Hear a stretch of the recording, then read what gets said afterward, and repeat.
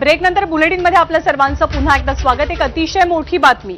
रुपाली चाकणकरांवरती अशोक खरात प्रकरणी आरोप होऊ लागल्यानंतर आणि त्यांच्या राजीनाम्याची मागणी विरोधकांनी केल्यानंतर रुपाली चाकणकरांनी काही वेळापूर्वी मुख्यमंत्री देवेंद्र फडणवीसांची भेट घेतलेली आहे आणि तात्काळ राजीनामा द्या असं मुख्यमंत्र्यांनी रुपाली चाकणकरांना सांगितल्याची सूत्रांची माहिती। अभिषेक मुठाळ आपल्या सोबत आहेत। अभिषेक, या भेटीत नेमकं काय झालं? रुपाली चाकणकरांना काय सांगितलंय मुख्यमंत्र्यांनी?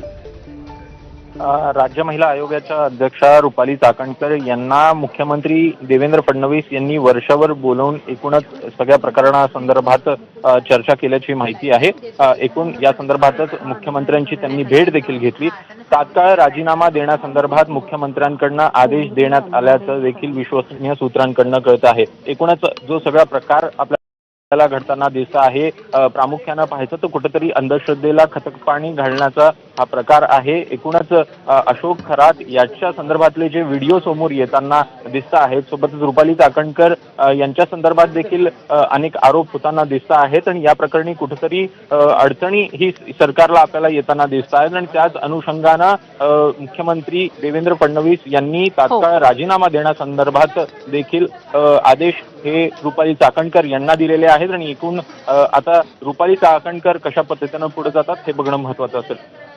मुख्यमंत्र्यांच्या भेटीमध्ये रुपाली चाकणकरांनी नेमकं काय म्हणणं मांडलं याबद्दल काही माहिती मिळू शकली आहे का?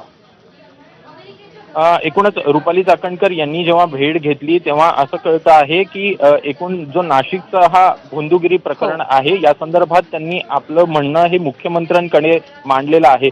सदानंद दाते यांची त्यांनी भेट घेतलेली होती आणि त्यानंतर मुख्यमंत्री यांची देखील भेट घेतली आणि या सगळ्या प्रकरणात आपला कुठेतरी संबंध नसल्याचा वारंवार ह्या रुपाली चाकणकर म्हणताना दिसत आहेत। मात्र एकूणच जर पाहिलं तर व्हिडिओ सगळे आपल्याला समोर येताना दिसत आहेत आणि याच प्रकरणी कुठेतरी रुपाली चाकणकर यांनी अंधश्रद्धेला कुठेतरी खत पाणी घातलं आहे असं देखील प्रकर्षानं दिसत आहे आणि त्यामुळेच तात्काळ राजीनामा देण्यासंदर्भात देखील मुख्यमंत्र्यांकडून आदेश देण्यात आल्याचं कळत आहे।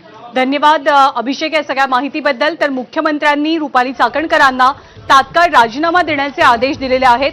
अशोक खरातची काळी कृत्य, अशोक खरातची भोंदूगिरी समोर आल्यानंतर रुपाली चाकणकर यांच्यावरती चहूबाजूनी टीकेचा भडीमार झाला होता। त्याचं कारण एकच की रुपाली चाकणकर यांचे काही फोटो व्हिडिओ अशोक खरातची पूजा करतानाचे, त्यांच्यासोबत असतानाचे